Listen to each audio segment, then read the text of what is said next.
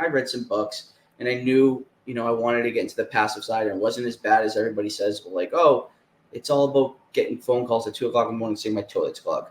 I haven't got one call about my toilet being clogged. No. And you could probably say the same, right?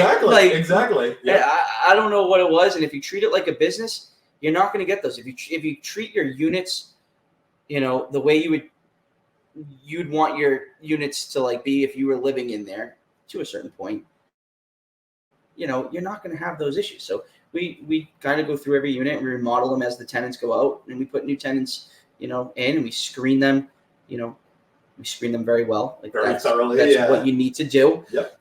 I use Facebook Marketplace, and the best part about Facebook Marketplace is when they reach out to you, you get to see their profile. Yep. You're like, oh, thank you.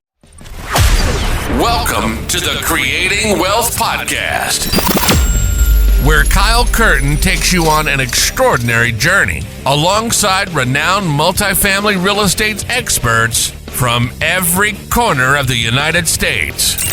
We teach you how to harness the power of real estate investing and witness the transformation of your wealth building strategy. Let's create wealth together.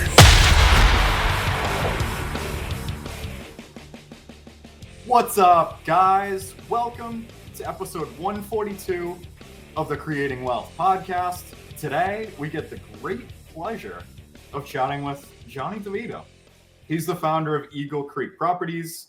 We are very, very excited to have him on and also do the second live podcast ever, drinking and smoking cigars. Love it. So we're chilling. What's going on, Johnny? How you doing, man? I'm doing great. Thanks for having me on.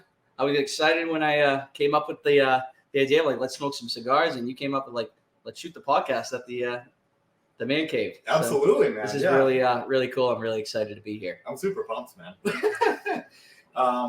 So to kind of jump right in, man, I know, we talked for a couple minutes before about kind of like how you got into real estate, and you're already blowing my mind before we even jumped in, man, But yeah, anywhere, you want to kind of jump off, like what kind of got you into the space, like where you started. Okay. Where you grew up, if you want. Like, I don't know, like what your little league team. It's funny you say. So we're in Atkinson at my house, Big Island Pond, and I grew up, I think 7 houses down the street from here. My parents still live there.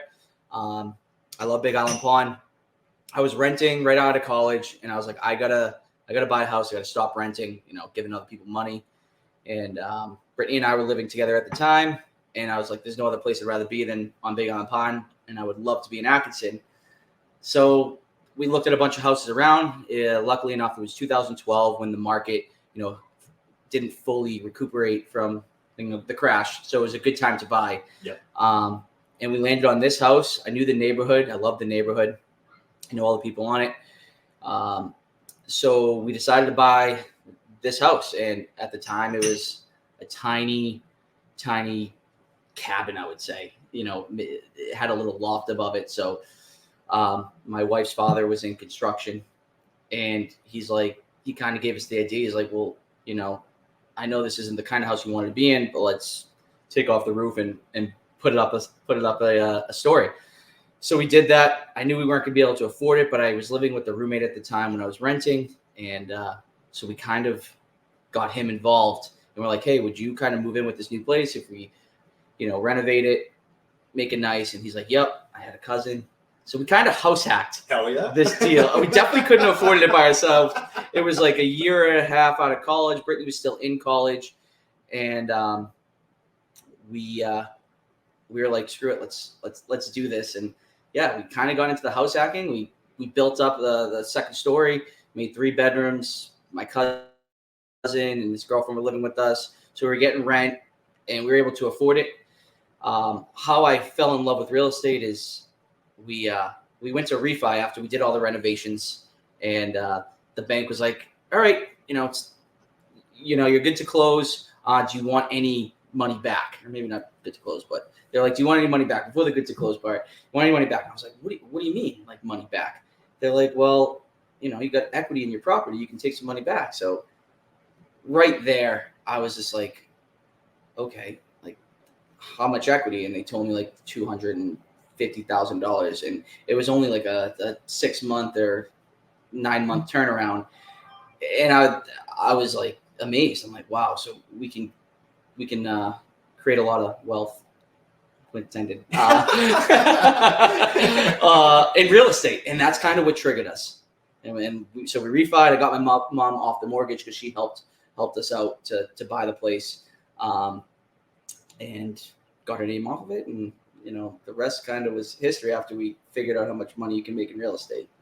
Absolutely, man. Yeah, no, that's one hell of a way to kind of be introduced to the bug, just kind of looking to refi, change the loan, whatever, do your thing.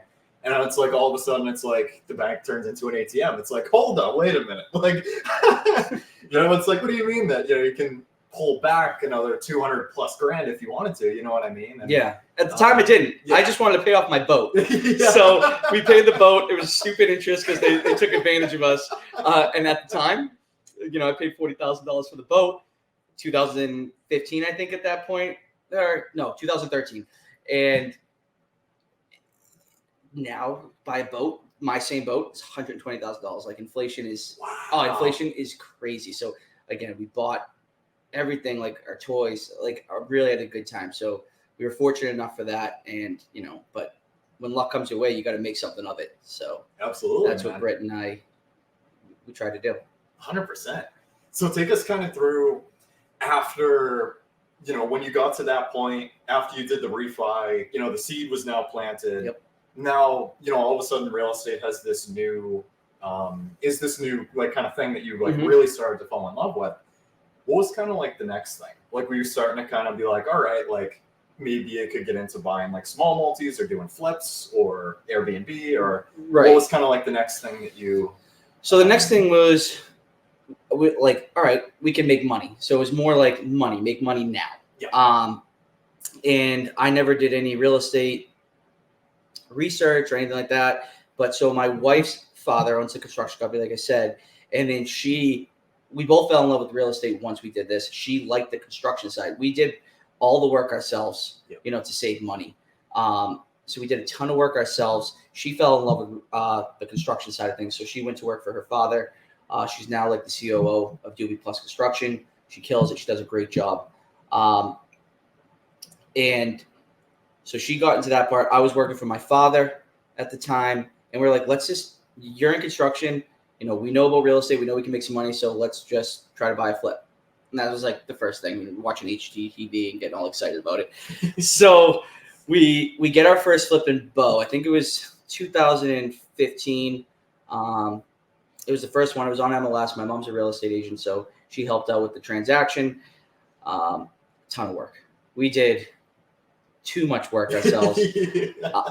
I'm a big Excel spreadsheet guy. A lot of people will make fun of me for it. I'm all into the Excel sheets. So, I like to do not research, but analyze everything. So what I was doing is like we were going up there a ton to do a ton of work, and we were doing a lot of work ourselves. So I was putting in the hours that Britt and I were spending there. And after the end of it, we sold it. We put a lot more money that we thought, definitely went over budget. We ended up making, I think, 15 grand. Shit. Which a lot at the time, I was like, okay, cool. Like I did the math on my Excel sheets and it's like, yeah, we could have just worked at our job in overtime or something like that and made this back for the amount of time we did. But we learned a ton. And after I did that, I was kind of disappointed, but excited, like, okay, we made some money. And then I talked to a bunch of investors and they're like, you made money in your first one? I'm like, yeah. Yeah. And I'm like, yeah, but I didn't really make money. I spent I could have made the same amount of money if I just worked at my regular job. They're like, no, you learned so much. I did learn a lot. And most people don't make money on their first flip. And, I didn't know. Didn't do too much research on it. So Britt and I got really excited. We're like, all right, we're going to go at this a completely different way and try not to spend as much time on there and delegate, that kind of work and budget those numbers in there, because we did budget our time, but we went over on our time and over on our numbers. So we started getting into flips and, we did one flip and my wife is always just like, let's go bigger. And always like, let's go bigger. She's like, we learned from that. Let's go bigger. I'm like, what's bigger? She finds a development. her and her father find a development yeah. in Hampton Beach, and we kind of hop into the development side. Yes. But do you have any questions on like the flips or anything like that? Do you want me to keep going? No, keep going, man. Go right ahead. Okay, Go nuts. So, and I meant to mention, in order to afford that flip, which is a big thing, we took out a HELOC on the house that we're at. So I remember that we made a ton of money in equity. So I did find out like, hey, take out a HELOC against your home and able to have some cash. And that's the cash that we were able to use to afford that flip. Yeah. And then, we sold it. We got the cash back, the HELOC back of $260 that we had to spend, plus another $15,000. But still, we had $275. So then comes this development deal. And it's been on the market for a while. And I had $275,000 to spend. Tom and Brittany bring the deal to me. And they find this deal, $500,000. No one's bidding on this.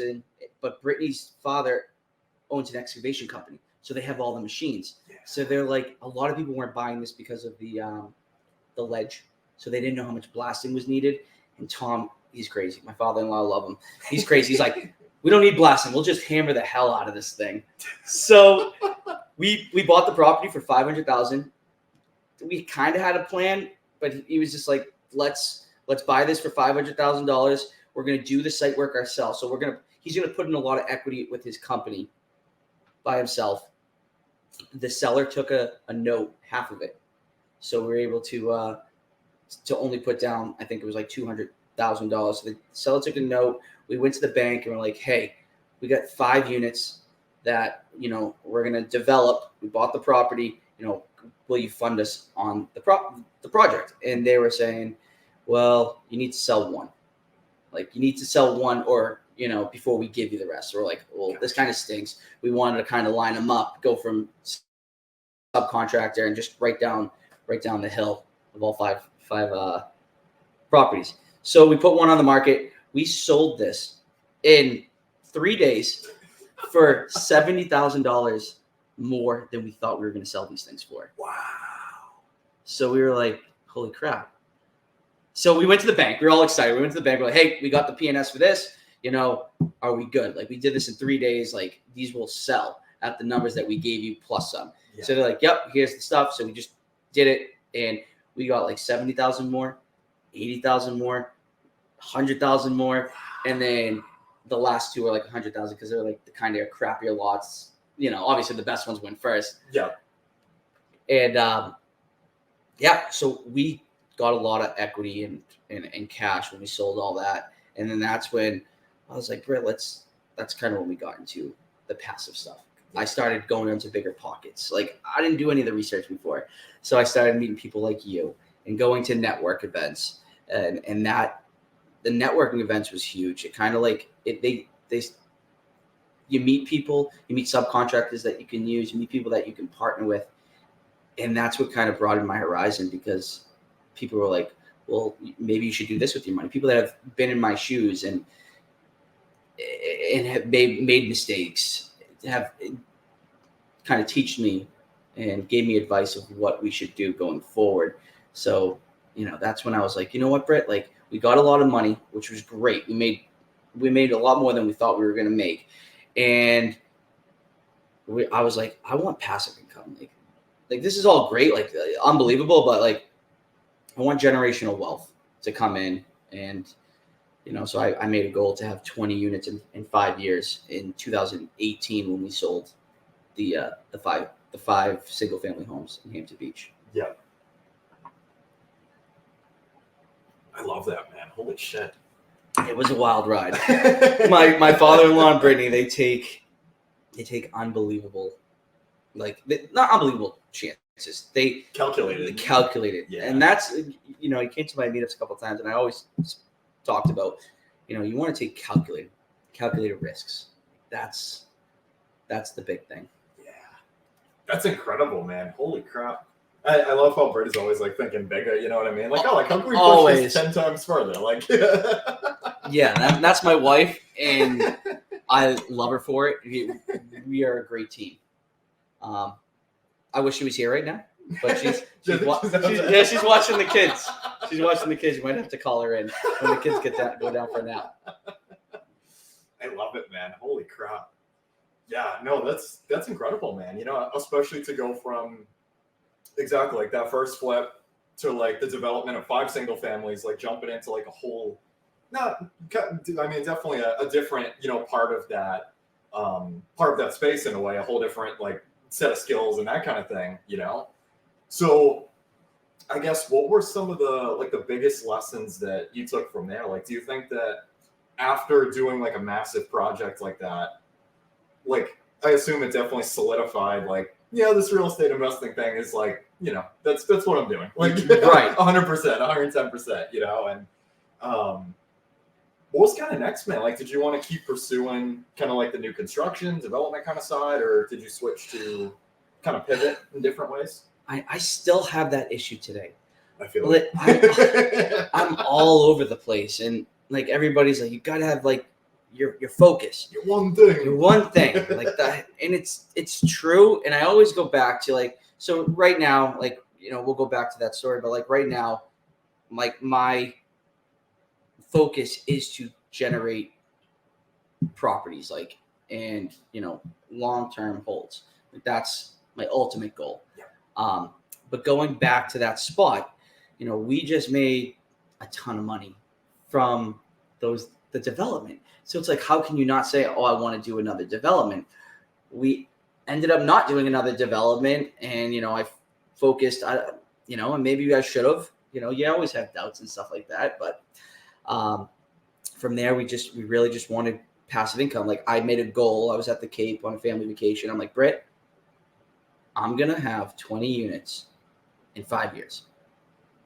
And she's like, all right. And she's always, she's the best. She's the best. And she's always like, all right, let's, you know, we're going to do that. So right when I said that, we got a 9-unit under contract in Manchester with the money that we got for the development. And yeah, it was a big learning curve. I read Brandon Turner's property management book, which I highly recommend as a newbie investor when you're getting into rentals and you're going to manage it yourself. Like that book was really good. Do you remember the name? It's like, was it the blue one, like the rental property investor or something by Brandon Turner? Yeah, like the blue So one. if you look up property management book by Brandon Turner, and him and his wife, I think, wrote the book. Mm-hmm. And it was awesome. It just kind of made it basic. Like, yeah, it's a little old school and some of the stuff, keep the folders and stuff. And I did that, though. I followed his thing. Besides the color coordination stuff, I pretty much followed his thing to the T. Made it very easy, very organizational in my cabinets and stuff like that. I started getting on more units. Things started changing, but that's okay. Like, you know, you keep your SOPs, you change it. But I followed it. I made a whole blueprint of how my property runs and all that stuff based on that book. Pretty much just wrote down, what do they call, spark notes of the book, and that was my SOPs. yeah. But it was awesome. So anybody that wants to manage their own properties that are like very, you know, new to it, I would highly recommend to read that book before, and you'll be okay. And just follow it. So from there, you know, we bought the 9 units, and it took us a long time to do the BRRRR method, which is what I started reading on Biggerpockets. I'm like, yeah, I need to do this. So we did the whole BRRRR method. You know, we renovated them. We were very slow though, because I didn't want to spook anyone. I didn't know how the evictions was. Everybody scares me about that stuff. So we were like, hey, can you kind of leave and not too forceful? And it was okay. Like, you know, we made do. My wife was the forceful one. If things got out of hand, I'd be like, Brittany, you need to go up there. And I remember, oh my God, one of my fondest memories of Brittany is, so it's a 9-unit in Manchester, and we get the call of a new tenant that we placed complaining about a tenant that we acquired with the building. Yeah. And they call us and they're like, they're being noisy again. And we already gave them a bunch of like, hey, like, can you please quiet down? And they're like, they're being noisy again. And I'm like, Britt, they're being noisy again. And she's like, let's go. I'm like, we're going right now. It's like 1 a.m. and it's fine. Like, that's good. I support you. Like, yeah. So I was hoping that she'd kind of go by herself. No. But we went together, and I'm kind of standing back, and they kind of are having like a little party in there. So Britt knocks on the door.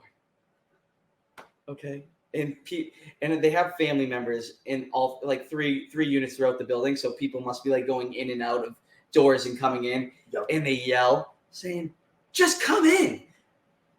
And Brittany looked back at me, and I remember her face. She's like, Okay. "All right, I'm going to go in." No. She just opens the door like forcefully.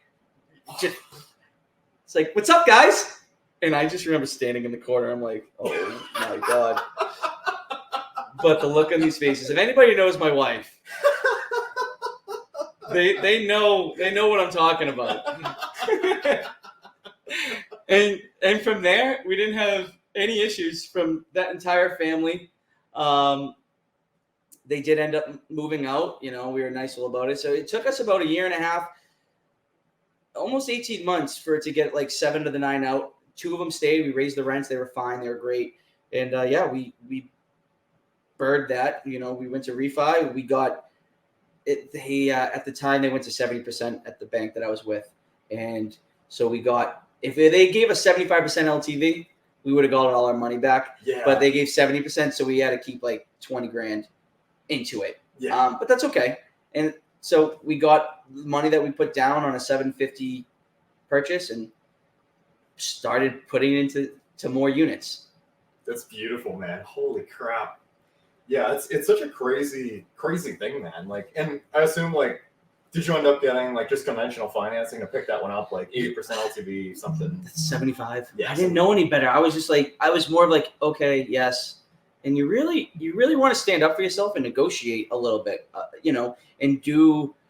Again, I didn't do too much research before I bought that. I did some, like I read some books, and I knew, I wanted to get into the passive side, and it wasn't as bad as everybody says. But like, oh, it's all about getting phone calls at 2:00 in the morning saying my toilet's clogged.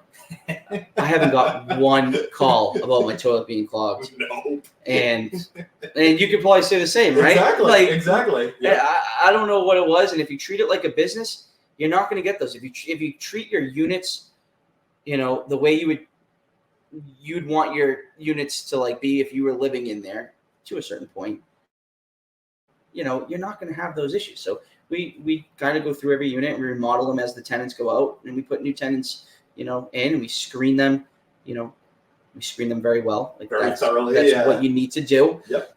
I use Facebook Marketplace, and the best part about Facebook Marketplace is when they reach out to you, you get to see everything. Their profile. Yep. You're like, oh, thank you. So you just get to go through it, and you're like, I don't allow smoking, and there they are with the big joint right in their mouth, and you're like, all right, well, 2 days ago. Yeah. And then they ask. I have a standard questions that I ask before I even get into it with them, and they're like, no, I don't smoke. But their second profile pictures of them smoking, and so it's really nice to use Facebook. Absolutely. Yeah, and that's a big tip, guys, as well. You know what I mean? Because sometimes it's hard, because I mean, even I haven't used Facebook as much. I need to use it more, especially for the units in my building. But I'll usually just post them through Zillow and that kind of thing. But that's the thing is, like, even on paper, people can have like a 750 credit score and a 3.2 multiplier, like the whole shebang. Everybody looks phenomenal. Mm-hmm. Like no eviction history, none of that stuff. But I mean, probably the same goes for even like W2 like jobs and stuff like that. Like looking you up online, see what comes up. You know what I mean? See if like, oh, like the Lowell Sun says you were arrested 3 years ago for DUI, whatever. Like, you know what I mean? Like, but yeah, it's like, it's so crazy how much information is out there now. And like, exactly. It's all public information. You know what I mean? So it's definitely something that you should leverage, to do as much due diligence as you can, to place, the people that you're hoping in the units. 1,000%. You don't want to just throw someone in because they're going to say, I'll pay you 3 months. Like, something's weird when they say that. Like, exactly. What's going on there?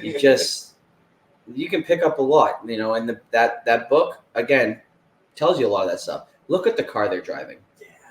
Yeah. If you're really new and you're like nervous about that stuff, Meet the person at their car, look at their car. Is their car a mess? Is their car trashed inside? Because if their car is trashed inside, like that's how they're going to treat your house or your unit or your whatever you're renting. So how are they dressed? You know, there's a lot of things that you can look at to help. That's more than, like you said, that's on paper. Exactly. Yeah. And I feel like even like kind of like a gut feeling goes a long way too.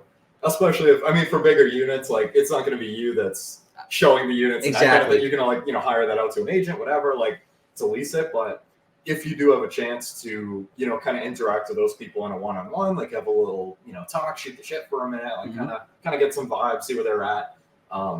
Tells you a lot. I do a lot of that. There was, I do a lot. I'm a big gut person. I'm like, you're good.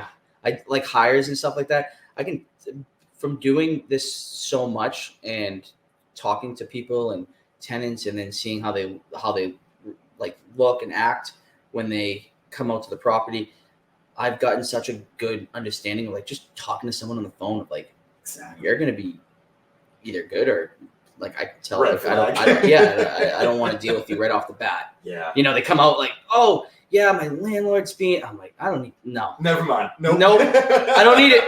I don't need it. I don't care about any of your sob stories, and I'm a good person. Yeah. But like, I'm not there to hear sob stories because that sob story could be against me, and I'm just I'm not gonna. There's so many people out there right now.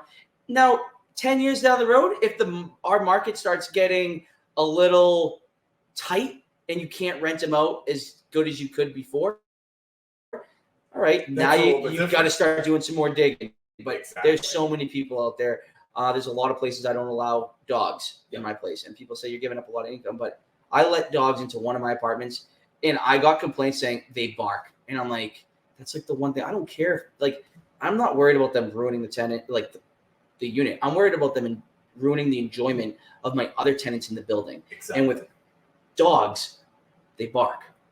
You know, I'm not what they do. Yeah, like I got a great dog, and he still barks if he sees something out there. So that's like the big thing, and I'm all about you want to have your tenants have an enjoyable experience with you because that will keep them staying.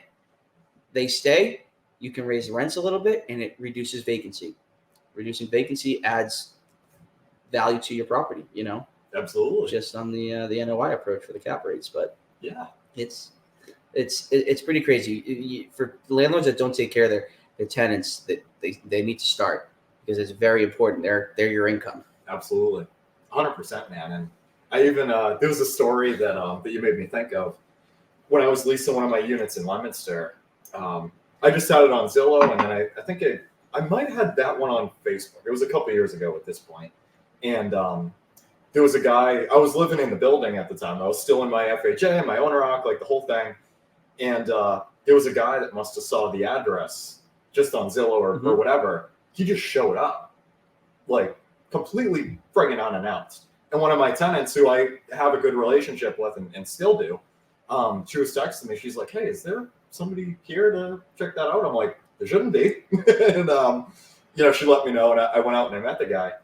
I shit you not, man. He's like, "Oh, you know, so when can I move in? Like, when can I move in?" I'm like, hold on, man. Like, this dude just showed up out of nowhere whenever the hell he felt like didn't call? No, he literally showed up, and I got a text from one of the other tenants saying, like, "There's a guy here for you." I'm like, and that was one of the biggest red flags that I seen, man. And like, I saw a couple, you know, have a couple people buy, you know, whatever, that look okay on paper, but don't do something like that. Definitely not. You know what I mean? And I told the guy, I'm like, "Oh, you know, give me your number. I'll keep you posted." And I'll get back to you. Yeah. I'm like, just get out of here, man. Like, you know? And it's like, yeah, I'm totally with you, man. You know? And it's like, I think that is a really important part of our industry, especially if you're self-managing the buildings, is like these tenants, like you would just have a shit ton of debt without these tenants, you know, producing income that's grossing the building and that kind of thing. And it's like, they're not just numbers on a spreadsheet at the end of the month, like plus 1,500, plus 1,700, whatever. Like they're, I feel like there's kind of like a blend to it. You know what I mean? Like they're people, but like at the same time, like they're not your friends. So it's kind of like finding this central way of going about that, you know? Yeah. Yeah. You want them to have a good time. You're like a host. Exactly. You're not exactly. they're not their friends. Yep. You're their host. You want them to have an enjoyable time, and you want them to stay, keep coming back in the business aspect, but like you want them to stay, and you want them to, give referrals and stuff like that, or whatever. Like, if they're happy, they can tell someone else about the place. And, I have tenants that move from one of my spots to another building in the area. That's like awesome. A nicer area, bigger units. It's funny because I have this property management company, like the LLC, and I just did it so I could fall on something, because every property I buy, my attorney, my CPA, everyone says, put it in a different LLC. Some people say you don't need to, but I just listen to the first person. So I have LLCs for like a lot of different other companies, and I didn't want to go around being like, hey, this is 305 Amherst LLC, and this is 430 Notre Dame LLC. So I created an LLC that was like a property management stuff, and I did put it online on Google. I just throw it on Google, like property management. I get calls from time to time. I get people leaving me reviews, like have left reviews like, oh shit, great landlord, and I'm like, damn, okay, all right. So I found that, and I'm like, all right, and now I've started to we can kind of, it's like, this is a whole nother term, but I am actually starting a property management company with the partner. Well, we have the systems, and I was like, why don't I just give this to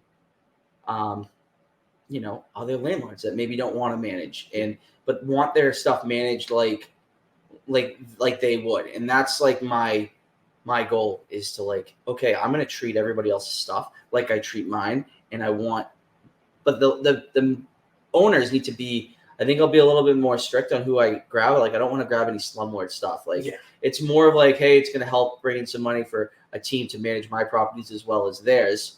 It'll be the same people managing it, same system, same ideas, and the way I want the tenants treated. But like, I want the owners to be, hey, I want my place taken care of. Don't just throw anyone in. Like, if my carpets need to be replaced, let's replace them with vinyl flooring. It'll last longer. It won't look like crap. You're gonna get better. Yeah, it doesn't need a painting. No, it does need a painting. Let's paint this place. Like, let's paint it. Like, and I don't want to landlord be like, no, I'm not painting the painting. I'm like, I wouldn't want to manage a property like that, because those tenants that you're getting are those subpar tenants, because you're giving a subpar product. Yeah. I want a good product. Doesn't need to be fabulous or fantastic. It doesn't need to be granite countertops, but it needs to be a unit that's taken care of, a product that's taken care of, that goes to the end user, and you're going to get those good tenants. And that's the tenants you want in your place, and that's kind of the client I want as an owner, for people that be like, hey, yeah, go do your thing, like go paint my walls, let's get it up ready, and put good tenants in there that take care of my property. Absolutely, man. It makes a huge difference. And even like, I mean, I was telling Johnny a little bit. I've been doing just some rentals, here or there, like leasing some units for owners in Mass and that kind of thing. And I've been doing some units in Fitchburg, and the owner has done quite a bit for that. It's like an 80-unit complex in Fitchburg. Mm-hmm. It originally was a very like D-class property, like really like fucked up shit, to say it nicely, And like, he drove a lot of the nonsense and all that fun stuff out, and has been turning the property around a shit ton. To the point that like the people that are walking through for the units that I'm leasing, seeing, all the, brand new stainless steel appliances, like LVP flooring, new paint throughout, new windows, like making it be like extremely gorgeous. Yeah. The amount of compliments that I've gotten, and like, not for me, you know what I mean? I relay them to the guy who did it. Like, I'm just the guy, you know what I mean?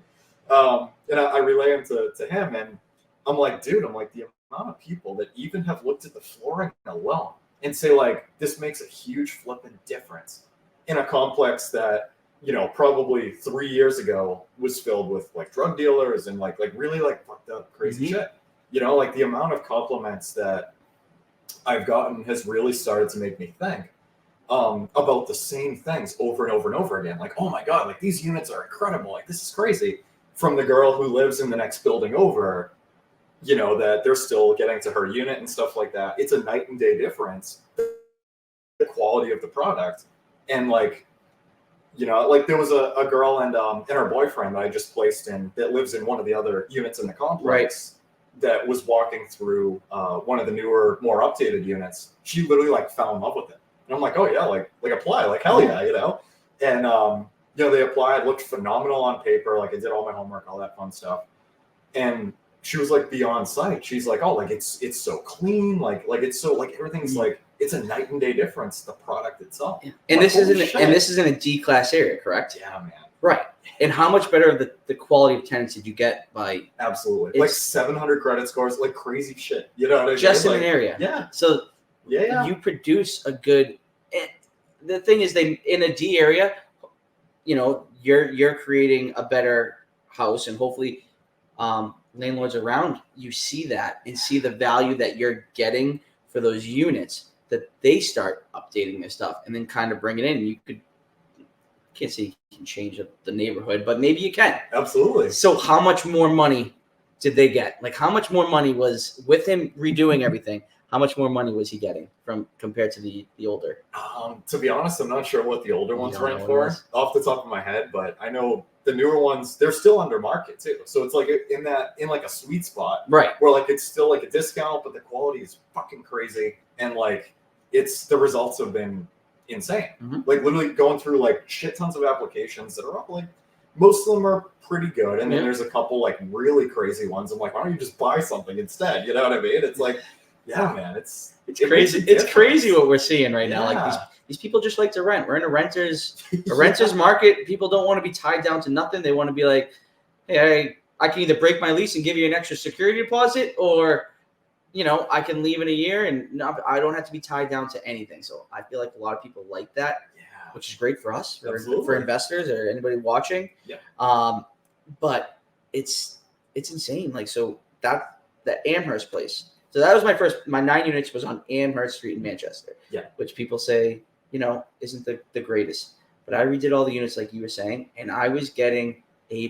People are like, that area is crazy. Like, it's not good. I'm like, the people I'm getting, they're above 700 credit score on every single application. They're great people.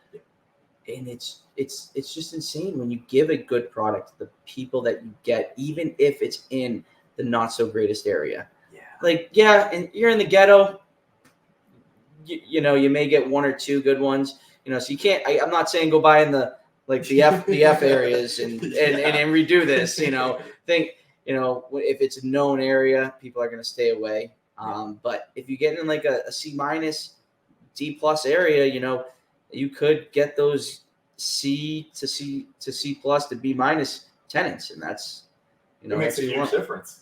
A lot of the tenants that I get, that I place, so it's 305 Amherst, I've had maybe 5 turns from the people that I put in there in 4 years now, 2019, 4 or 5 years. Yeah. Out of the 5 people that have left, 3 of them have bought their own place. Oh, shit. So like, those are the tenants that I'm bringing in, like people that like are qualified, like buy other tenants. So those are the people that you want to see 6 years. Like they're like, hey, can I stay an extra month, or can I cut my lease early because I bought a place? I'm like, yeah, as long as I can kind of fill it, before you leave, and I don't lose too much any vacancy. Yeah. I work with people like that. Like, you're bettering yourself. Why would I not be okay with something like that? Exactly. So, and that's the tenants you want in your property. Absolutely. So it's pretty cool. I love it. I love seeing people grow and buy real estate, and you're only bettering yourself. It's cool, man. Yeah, and even one of the tenants. Can I steal your lighter, by the way? Mm-hmm. Absolutely. Thanks, buddy. But even one of my tenants in Leominster that I inherited with the building. Mm-hmm. Sorry. That's so. You take your time. I know. I gotta keep remembering to do a couple of puffs when I'm talking, because this thing will go out. It keeps going out. Yeah. This one was good though. This was staying lit for a while. It's a Rocky Patel, Connecticut. There you go. Give a little shout out to Rocky Patel. Yeah, man. I've heard. We got Whistle Pig. So we're drinking over here. Some Captain and Coke. Shout out to Alex Hansen as well. I've heard he was telling me a bit about Rocky Patel very recently.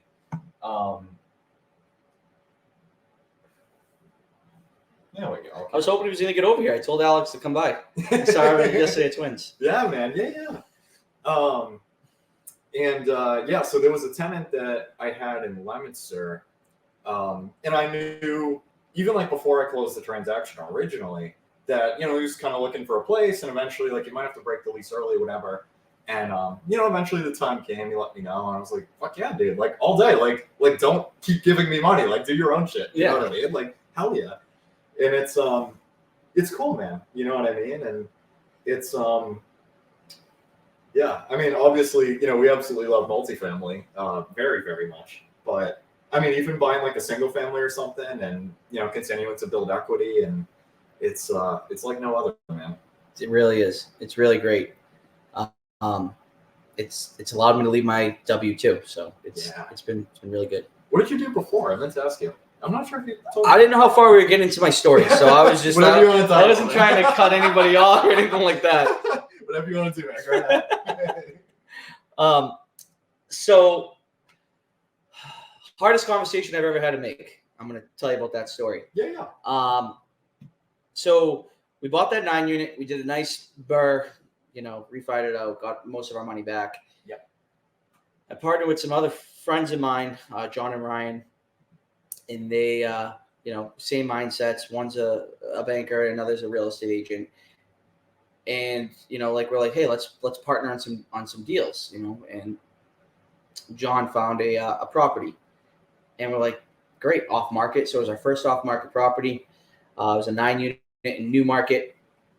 We got that under, kind of did the same process. I had a little bit of courage in me because I was like, I got this.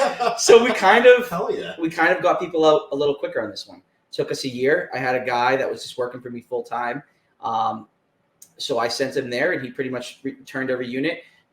That one was really easy. Tenants were just leaving at the perfect time. There wasn't much vacancy. It was just the guy was pretty much doing a unit a month. Just going from one unit. It worked out. It never works out like this, but it did. It went to plan. It went perfectly. We had one tenant moving from one spot. He went there. I told another tenant, hey, they need to leave. They went. And then one other tenant's like, hey, I'm giving my 30 days. I'm like, perfect, because I was about to say you got to leave. Yep.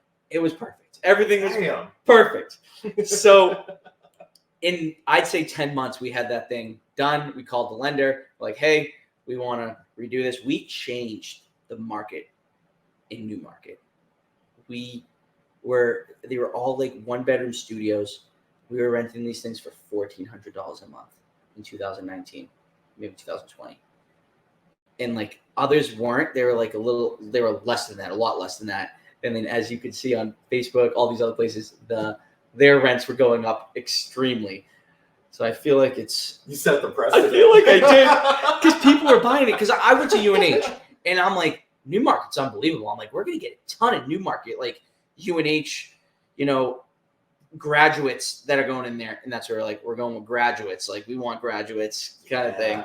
Yeah. But we didn't. We just got working people that, they had a girlfriend maybe. They had no one had a wife, single mom, just a bunch of people like that we got in there, and they were paying $1,400. They had great jobs, great credits. Everything was perfect. We refied that thing.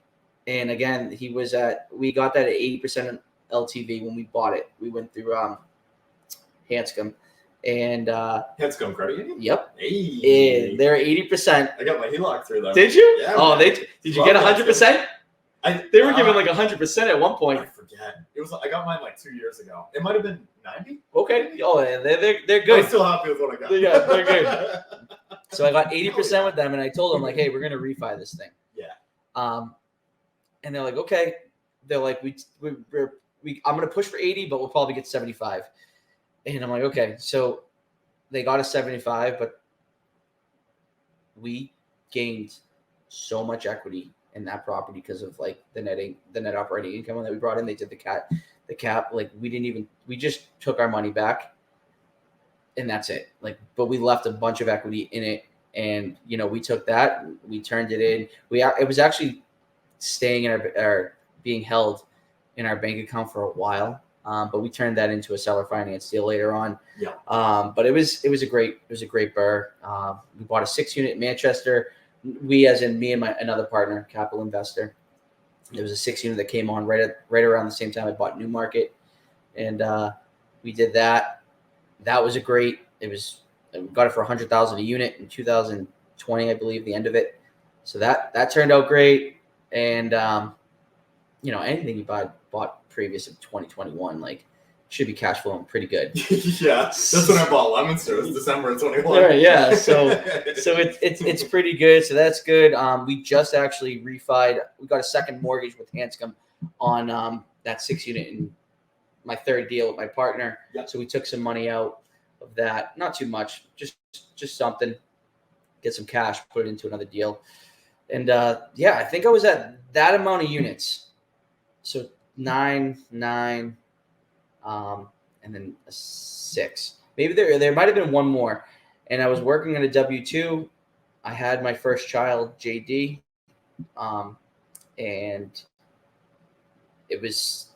I was working in Boston with my father. So this was a while before I said the hardest speech or the hardest conversation I ever had in my life. Yeah. So I was working for my dad. I was supposed to take over the business. My dad's the best boss you could ever ask for. And having employees underneath me, I strive to be something like him as a boss. It was truly amazing. He's the best boss. We had a lot of fun, but it was also like, hey, it's business. So that's kind of what I like. Yeah.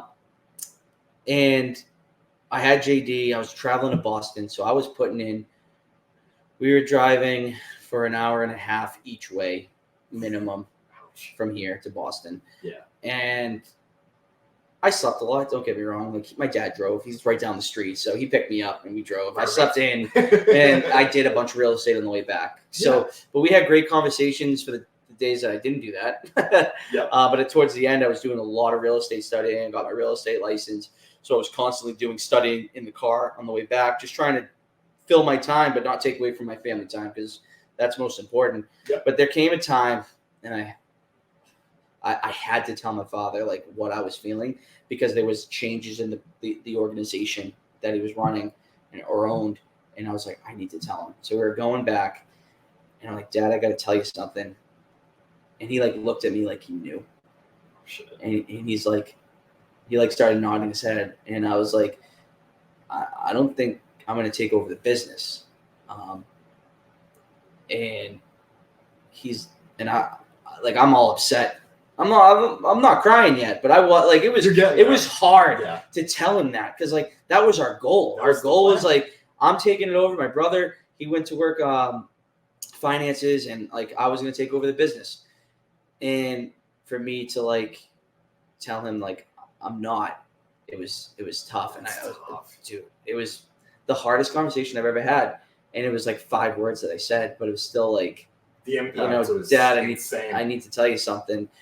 And he looked at me when I said, I don't think I'm going to do this anymore. I'm going to start my real estate. I didn't even say start my real estate. He's like, I know, Johnny. He's like, I was just waiting for you to tell me. He's like, you did? And he's like, yeah. He's like, you're so successful in what you do, and I see the passion. And I do. I love real estate. I think it's a game. I think it's a puzzle. I love property management. I love buying. I love everything about real estate. And he's like, I know. And it was just the coolest thing in the world. Damn, man. So I hope I have that connection with my son. Yeah. And just I know.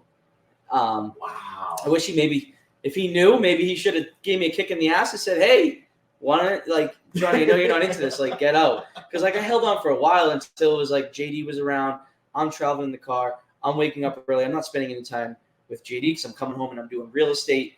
So there was I'm missing the best time of my kid's life, 0 to 4 years old. And that's when I was I can't do this. So we, I told him that in August. I gave him 4 months. So I worked to the end of 2021, I believe. Yeah. And we started. I was able enough to produce the cash flow from the 30 units that I owned to take care of my W-2, which was pretty cool. Yeah. But I was I can't do that. I need to keep growing. And that's kind of what started Eagle Creek. Damn, man. Holy shit. Wow. Dude, it was tough. That's I got a little teary right there. It was tough. I know, I could see it. Yeah. That like really hit home. Damn, man. I mean, even like, especially to have the support. Yeah. You know, that like, he might have knew like 6 months before you were going to tell him, you know, like, yeah, eventually, you know. Right. Yeah. Wow. It's crazy. And then my mom, she's probably all concerned. And then the kicker, I'm going to make this a laughable moment so I can start being more less teary. The kicker was my son's like, yeah, I'm getting out of my brother, my mother's son. I'm getting out of finances. I'm going to go sell windows. And my mom was like, what? What is going on right now? What are my kids doing? Yeah, like, you went to college for finances. You went to college and taking over your dad's business. Like, what the hell is going on? Yeah. I would be safe to say, if you're watching, Mom, that everything worked out. Yeah. I think. Yeah. My brother kills it. He does great. I love him to death. He does great in sales and selling windows for Anderson. And, you know, I'm happy. I spend more time with my family and everything like that. So it's really cool. So That's I think awesome, I'm man. watching. I think we're okay, Mom. But when that all happened, I think it was like a 3-month spread of like, I'm not taking over Dad's business. So like, I'm not doing finances anymore. I'm selling windows. Your mom's like freaking out. My mom's like, holy crap! Like, what's going on? Especially, man, like one thing I want to hit on too is like, let me ask you, man, like, has anybody else in your family like done like anything with real estate, anything entrepreneurial, like mom's side, dad's side, like anybody? In-laws. I would say in-laws. Yeah. So my parents didn't. They're not too much of risk takers. Yep. They did very well for themselves. You know, I feel that. Yeah, we had a great time. We lived on the lake. So, you know, my dad took over a business, I think when I was like 10 maybe. So he bought a business with a partner, and, you know, he's been doing great. He's a hard worker. He loves working. He came over here when I was building this place every single day, just working hard. My mom took care of my brother and I when we went to school, you know, made sure we got whatever I need. So our parents, you know, were a great example for what I want to be to my kids. But, you know, you always want more. Like, that's the whole point. I want more than my parents, you know, have. And I think I would hope that they would say they want more from me. And I'm going to say the same thing for my kid. I want more. Like, I want you to have, It's you know, ambition. yeah, it's like ambition. you just want to keep growing. You want the legacy to keep going. And, you know, Britt and I are proud to say that our parents set a great example for us. And, you know, they helped us like along the way. Like, they helped me with this home. Like, they co-signed it. So I can't wait to kind of do the same for my kids. Absolutely. It'd be pretty cool. That's what it's all about, man. And like the reason that I asked that is because I definitely feel you when it comes to I had a cousin that bought a 2-family in Lowell, but he was the only, and you know, like, Cam, if you're watching this, I love you. Like, there's no tomorrow, man, and we should talk more. But you know, like, things didn't necessarily pan out too well, and you know, with that from what I've heard, you know, but basically, like, he was kind of the only one that took the entrepreneurial type of avenue on both my father and my mother's side. Mm-hmm. So like, and then there's, you know, this friggin' 21-year-old kid at the time, like, oh, hey, like, you know, I want to buy a 3-family. It's like, you know what I mean? And it's like, my mom, she's still like that now. I'm like, I'll come home and be like, oh, you know, like, I sold this 4-family today. I'm like, I have this HELOC money. I'm like thinking about doing this, that, and the other. And because our brains never shut off, man. You know, it's always running. It's like, oh, like, you know, that guy said that one. You know, that guy said that one thing one time. Like, what if I paired that with this and introduced? Like shit never stops. You know what I mean, man? So it's like, you know, it's one of those things that I've struggled with it for a while, because it's like, it's not necessarily a lack of support. It's just the game that we're playing is so foreign to so many people. Mm-hmm. And I feel like it, at least from what I've experienced personally, like the people that might be closest to you that might not necessarily understand like the vision that you have, you might not generate the response that you're looking for, you know, when you're talking about like, oh, you know, like I'm looking to like buy all these units and get out of my W-2 and like do all this crazy shit and like, you know, whatever. And it's like, sometimes it stings a little bit, you know what I mean? Because it's like, oh, like, you know, but to have the support is everything. You know what I mean? And it's definitely not something to be taken for granted. Like when you do get it and that kind of thing, be like, fuck yeah, dude, like go get them. You know what I mean? But yeah, man, that's incredible. Right. Yeah. Again, the support, I think, was always there for our parents and stuff like that. But like, I think in the back of their mind, like, what are they doing? Yeah. Because they did go through that whole, depression and the market crash of the housing. So, that's in the back of their minds too. They hear the same stuff that we hear as investors, like, oh, you don't want to, like I said, the toilet thing. It's like, that's what they think. Yep. I would say now that, they're 100% on board and, happy with what I did. But at the time, like, they're probably like nervous as shit for their kids. Yeah. Like, what the hell are you doing? Yep. Putting yourself in that much debt. Like, I never thought I'd be in this much debt. I'm in so much debt. Now it's kind of like a trophy, man. It's like, oh, I'm like $3 million in debt. Like, fuck yeah. Like, what I mean? Like, I think it might be 10 million or something like that. Hell yeah. Yeah, man. It's like, because it's taken me a lot of thought to like process that. And it's like, it's not like a lack of support, but it's like I feel like they just want the best for you and like don't want to see you fail and that kind of thing. So how is she now? You're better. Yeah. She's getting there. Yeah. But because for me, it's my mom. I love my mom to death. Like, no tomorrow, you know what I mean? But it's like, sometimes we still butt heads when we're having conversations, and it's like, because it's a foreign animal. You're gonna kill it, man. Like, you already do. Too, man. You're right back at Yeah.